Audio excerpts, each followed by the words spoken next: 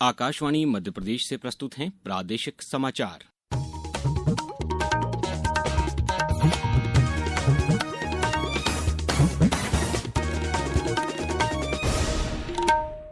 नमस्कार, समाचारों के साथ मैं अभिषेक कटियार। सबसे पहले इस बुलेटिन के मुख्य समाचार। प्रधानमंत्री नरेंद्र मोदी की उपस्थिति में भारत नामीबिया के बीच कई समझौता ज्ञापनों पर हुए हस्ताक्षर। राज्य मंत्रिपरिषद ने बिजली कंपनियों में 49,000 से अधिक पदों को दी मंजूरी। मूंग खरीदी का कोटा बढ़ाने के लिए केंद्र सरकार को लिखेंगे पत्र। केंद्रीय सहकारिता मंत्री अमित शाह ने प्रदेश के सहकारिता क्षेत्र में काम करने वाले कार्यकर्ताओं से किया संवाद। और प्रदेश में लगातार बारिश से कई जिलों में बाढ़ के हालात, अब तक 14 इंच से अधिक हुई बारिश। अब समाचार विस्तार से। प्रधानमंत्री नरेंद्र मोदी की उपस्थिति में आज भारत और नामीबिया ने नामीबिया में उद्यमिता विकास केंद्र की स्थापना से संबंधित समझौता ज्ञापन पर हस्ताक्षर किए। दोनों देशों ने स्वास्थ्य और चिकित्सा के क्षेत्र में सहयोग पर भी समझौता ज्ञापन पर हस्ताक्षर किए। नामीबिया की राजधानी विंडहोक में प्रधानमंत्री श्री मोदी और नामीबिया की राष्ट्रपति नेटुम्बो नंदी नदैतवाह के बीच वार्ता के बाद इन समझौता ज्ञापनों पर हस्ताक्षर किए गए। श्री मोदी को द्विपक्षीय संबंधों को मजबूत करने में योगदान के लिए नामीबिया के सर्वोच्च नागरिक पुरस्कार से सम्मानित किया जाएगा। प्रधानमंत्री नामीबिया की संसद को संबोधित करेंगे। इससे पहले प्रधानमंत्री 5 देशों की यात्रा के अंतिम चरण में आज नामीबिया पहुंचे। ये यात्रा भारत के लिए व्यापार के नए क्षेत्रों में प्रवेश के लिए महत्वपूर्ण है। यह यात्रा निश्चित रूप से भारत और नामीबिया के द्विपक्षीय संबंधों में एक महत्वपूर्ण मोड़ साबित होगी। अगर हम दोनों देशों के बीच के द्विपक्षीय व्यापार की बात करें तो वर्तमान में $600 मिलियन का व्यापार है और भारत का निवेश नामीबिया में वो $800 मिलियन के करीब है। लेकिन ये कुछ विशिष्ट क्षेत्रों तक ही सीमित है, इसलिए इसमें अपार संभावनाएं हैं। भारतीय सार्वजनिक कंपनियां और निजी कंपनियां भी खनन, तेल और नवीनीकरण ऊर्जा, दवा निर्माण के संयुक्त उद्यमों में संभावनाएं तलाश रही है। इसलिए निश्चित रूप से ये यात्रा व्यापार के लिए नए क्षेत्रों को खोल सकती है और जिससे भारत की उपस्थिति जो है नामीबिया में वो और भी मजबूत होगी। आकाशवाणी समाचार के लिए विंडहोक से अपर्णा खुंड। मुख्यमंत्री डॉक्टर मोहन यादव की अध्यक्षता में आज भोपाल में राज्य मंत्रिपरिषद की बैठक हुई। उप मुख्यमंत्री राजेंद्र शुक्ल ने कैबिनेट बैठक में हुए निर्णयों की जानकारी देते हुए बताया कि बिजली वितरण कंपनियों में 49,263 नए पदों को मंजूरी दी गई है। उप मुख्यमंत्री ने बताया कि जल संसाधन विभाग के अंतर्गत कृषि सिंचाई जलकर की राशि पर ब्याज और दंड राशि को सरकार ने माफ कर दिया है। इससे प्रदेश के 35 लाख किसानों को बड़ी राहत मिलेगी। साथ ही लाडली बहनों के खाते में 12 जुलाई को राशि अंतरित की जाएगी।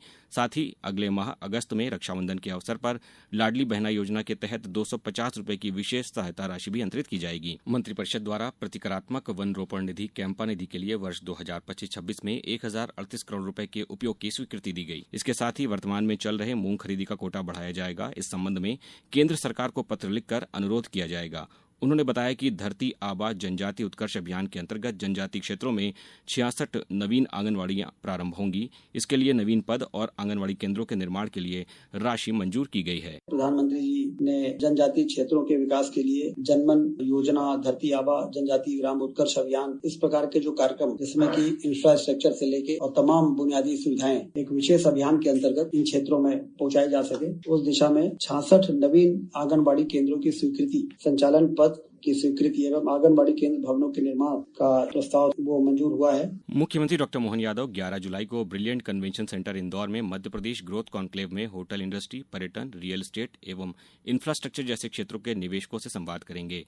देश भर से 1500 से अधिक उद्योगपति, रियल एस्टेट, होटल इंडस्ट्री और टूरिज्म सेक्टर से जुड़े प्रतिनिधि निवेशक इसमें शामिल होंगे। अब समाचारों में वक्त है एक ब्रेक का। ये समाचार आप आकाशवाणी मध्य प्रदेश से सुन रहे हैं। ये समाचार बुलेटिन YouTube पर Madhya Pradesh news, all India radio पर, फेसबुक के साथ ही X platform AIR news Bhopal page पर सुने जा सकते हैं। आप हमारी वेबसाइट newsonair.gov.in पर या न्यूज ऑन AIR ऐप पर भी समाचार सुन सकते हैं। समाचारों में पुनः आपका स्वागत है। केंद्रीय गृह एवं सहकारिता मंत्री अमित शाह ने आज अहमदाबाद में सहकार संवाद के तहत गुजरात, मध्य प्रदेश और राजस्थान की सहकारिता क्षेत्र से जुड़े कार्यकर्ताओं के साथ चर्चा की। अंतर्राष्ट्रीय सहकारिता वर्ष के तहत आयोजित किए गए इस कार्यक्रम में बायलॉज से पैक्स के सशक्तिकरण को लेकर रायसेन जिले के सलामतपुर गांव के कुंवर सिंह डांगी और प्रधानमंत्री जन औषधि केंद्र को लेकर खरगोन जिले के वीरेंद्र सिंह चौहान से श्री शाह ने चर्चा की। कार्यक्रम में धार की सुदामा आचार्य ने बताया कि उन्हें कोऑपरेटिव सोसाइटी द्वारा मिल रहे बिना ब्याज के लोन से बहुत लाभ हुआ है। वहीं धार जिले की रुचिका परमार ने पैक्स में छोटे व्यवसायों को लेकर जानकारी साझा की।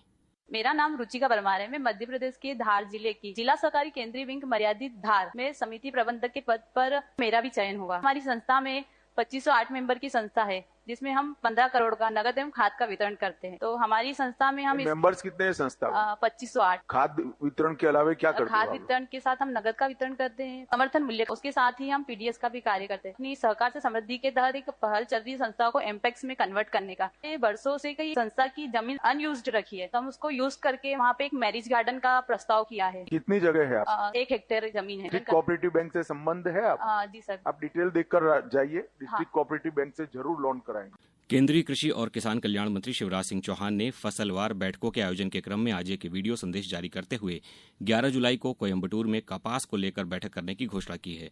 उन्होंने कहा कि देश में कपास की उत्पादकता काफी कम है, जिसके कारण किसान संकट में है। इसके लिए उन्होंने किसानों से सुझाव मांगे हैं। कपास की उत्पादकता अभी काफी कम है और बीच में बीटी कॉटन की भी वायरस अटैक के कारण उत्पादकता लगातार घटी है। हमारा संकल्प है कपास का उत्पादन बढ़ाना, उत्पादन में आने वाली लागत को घटाना। इसके लिए 11 जुलाई को प्रातः 10 बजे कोयम्बटूर में हमने एक बैठक बुलाई है। इस संबंध में अगर आपके कोई सुझाव हो तो टोल फ्री नंबर हमारे विभाग के 1800-180-15551 पर अवश्य मुझे भेजे। प्रदेश में कल गुरु पूर्णिमा के अवसर पर कई धार्मिक आयोजन किए जाएंगे। खंडवा में दादाजी धूनीवाले की समाधि पर आज से 3 दिवसीय गुरु पूर्णिमा उत्सव प्रारंभ हो गया है। कल यहां विशेष पूजा अर्चना की जाएगी। यहां बड़ी संख्या में श्रद्धालुओं का पहुंचना जारी है। प्रदेश में हो रही भारी बारिश से मंडला, नरसिंहपुर समेत कई जिलों में बाढ़ के हालात बन गए हैं। नर्मदा नदी खतरे के निशान से ऊपर बह रही है। इससे कई रास्ते बंद हैं। नरसिंहपुर के कई गांव पानी में डूब गए हैं। प्रदेश में अब तक औसत 14 इंच बारिश हो चुकी है, जो सामान्य से 74% ज्यादा है। मौसम विभाग ने आज बालाघाट जिले में अत्यधिक बारिश के लिए रेड अलर्ट जारी किया है। इसके अलावा सतना, छिंदवाड़ा, भिंड, मुरैना सहित 12 जिलों में ऑरेंज अलर्ट जारी किया गया है। बाकी सभी जिलों में बारिश के लिए येलो अलर्ट जारी किया गया है। इस बीच प्रदेश में नर्मदापुरम और बालाघाट जिले में भारी बारिश हो रही है। बालाघाट के कटंगी में करीब 8 इंच से अधिक बारिश दर्ज की गई। वहीं पचमढ़ी में 5 इंच से अधिक वर्षा हुई है। मौसम विभाग ने 13 जुलाई तक प्रदेश में भारी बारिश की संभावना जताई है। शिवपुरी में आज सुबह से तेज बारिश हो रही है, जिसके कारण कई निचली बस्तियों में जल भराव की स्थिति है। छिंदवाड़ा, झाबुआ और खंडवा से भी तेज बारिश के समाचार मिले हैं। अब कुछ समाचार संक्षेप में। भारत सरकार द्वारा एमएसएमई हैकाथॉन 5.0 का आयोजन किया जा रहा है। इसके लिए 14 जुलाई तक अपने अभिनव विचार भेजे जा सकते हैं। इसमें 15 लाख रुपए तक का अनुदान प्राप्त हो सकता है। झाबुआ जिले में कलेक्टर नेहा मीना की अध्यक्षता में जिला बाल कल्याण एवं संरक्षण समिति की संयुक्त बैठक में स्पॉन्सरशिप योजना और मुख्यमंत्री बाल आशीर्वाद योजना की समीक्षा की गई। कटनी जिले में विभिन्न वार्डों में 58 जर्जर मकानों के मालिकों को निगम कार्यालय ने मकान की मरम्मत करने या गिराने की सूचना देने के निर्देश दिए हैं। पन्ना टाइगर रिजर्व की पहचान बन चुकी बुजुर्ग हथिनी वत्सला का कल निधन हो गया। वत्सला की उम्र करीब 100 वर्ष से भी अधिक थी। इसके निधन पर मुख्यमंत्री ने शोक जताया है।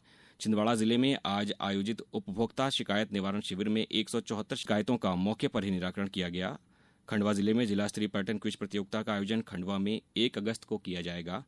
और नीमच जिले में कलेक्टर हिमांशु चंद्रा ने आज जावद क्षेत्र के ग्रामों के आंगनबाड़ी केंद्रों का निरीक्षण कर बच्चों की उपस्थिति, पोषण आहार, नाश्ता और भोजन वितरण व्यवस्था का जायजा लिया। इस बुलेटिन में बस इतना ही। अगला बुलेटिन सुबह 7:10 पर। नमस्कार।